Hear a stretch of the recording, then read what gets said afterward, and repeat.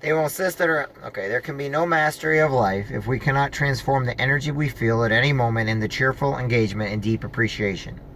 The self-labeled realist will tell us this is impossible. They who have abandoned hope will say that our world is too stressful and cruel, that our genetic environment are destined to dominate our life and feelings. They will insist that our unconscious minds and reptilian impulses for fear and selfishness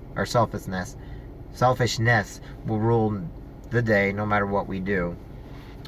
But let our own minds decide what is real and what is possible for us. Let our own eyes see among the bored and battered faces a starkly different, brighter lot. There are those whose faces are so alight with life that they serve as a blind reminder amid the darkness of our time that joy and charisma and hope still exist. These are the energizers, the cheerful individuals who inspire and live those around them, even though their backgrounds, genetic and environment, would give cause for them to apathetic and detached. They too might have come from a broken home or poverty, but instead of choosing bitterness, they seem blissful, aware of, and deeply thankful for their blessings, even when those blessings are fewer and more meager than others. These few, the energized and happy and thankful among us, are not lucky, nor can they be envied, for their treasures are available to all of us. Their treasure is freely chosen attitude. We are not blind to the fact that it is difficult to choose joy in an agement, chaotic, often angry world. The social contagion of negativity spreads quickly because the human mind is suspenseful. They are wired to sense and mirror the emotional energy around us. Seeing fear on someone's face can trigger a state of fear. Such emotion contagion had primitive benefits once. It was a blessing in time of grave danger. When the faces of our friends contorted in fear and they began to flee from some unseen threat, we saw their terrorized faces and automatically felt afraid and fled with them even before knowing the threat. This prevented us from being eaten or maimed by a prowling animal or murderous band of men. But this primal protection is now a mortal enemy, without predators on the hunt for our flesh, with little to fear but fear itself. In a world full of bored, fearful, sullen people, this mirroring impulse can ruin our lives. The energy of masses is, at best, a low-tier energy, an emotional bleak space created by a confused with cynical people operating on little sleep, high stress, and frantic desire to be somewhere else, with someone else, doing something else. We must ask ourselves, should I conform to their energy, and what of their thoughts and language? When the trite and bewildered cynic tells us that the world is going to hell, should we let our mind automatically seek to conform this reality? Should we too allow our mind to cast around for something to complain about? Will we allow all the negative needy energy of the world to infiltrate and spoil our emotion or serenity? We mustn't become catastrophes of energetic conformity. We must use our consciousness to overpower our mirroring impulses.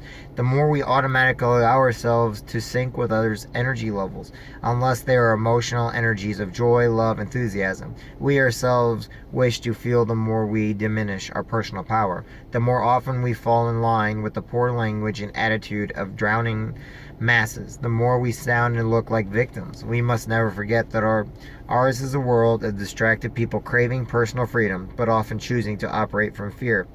And so, if we aren't conscious with our will and vigilance, we risk sliding into their tragedy. Life can lose its vibrant aura and charm if we do not blend the energy of our minds toward positive engagement and appreciation. And so let us take back our focus and remember the riches, joy, and the jewel of life, gratitude, the gold, the joyous master. What is the magic of joyous few who illuminate the world? Where do they find such pleasure in life? And how do they exude such positivity? Theirs is a simple formula. The joyous are simply more conscious and consistent in their attempt to sense and generate joy and gratitude. They try harder, making joy a practice, a habit of consciousness condition of their character, an enduring social art amid glum and boring times. They have made it their aim to live a joyous life. That is all. No smoke, no mirrors, just those simple forces at work that sustain motive, attention, and effort toward which they desire. This answer is not popular. It's easy to admit that we do not try often or hard enough. But if joy is lacking in our lives, we must accept the clear truth that we are not often enough bending our will to joy. We can lie and say that joyful people have it easier than we do, but we will all know happy people who have less fortune and health than we. Let us look to the instruction of those little happy people around us. Children have joy naturally. Their curiosity, lack of expectations, pleasure of small thing, and full engagement in the moment are quick spouting seeds of joy. We can learn from them. What would happen if we put their natural inclinations for joy into our lives? Could we shift to being more cautious about immediate surroundings? Not releasing expectations, especially the exception that perfection should surround us everywhere we go, bringing new delights. Can we take pleasure in small things and expect good things to come our way? Surely doing these things would change our lives. Let us return then to the instruction of happy children. Again and again, be curious, release expectations, take pleasure in small things, and expect good things. Cheerfully engage the moment. Let this become our practice, our mastery, and our art. Those who perfect bringing joy to every day of their lives are not unlike any other master. They work so hard at times that it soon becomes play. The greatest artists and athletes, the highest achievement executives and entrepreneurs, the happiness laborers, and the most respected leaders. Oops, there's people getting out of their vehicle. All lose themselves in their work with great zeal and enthusiasm. Their efforts are like a game. They immerse themselves cheerfully as if playing on their strength in a grand sandlot.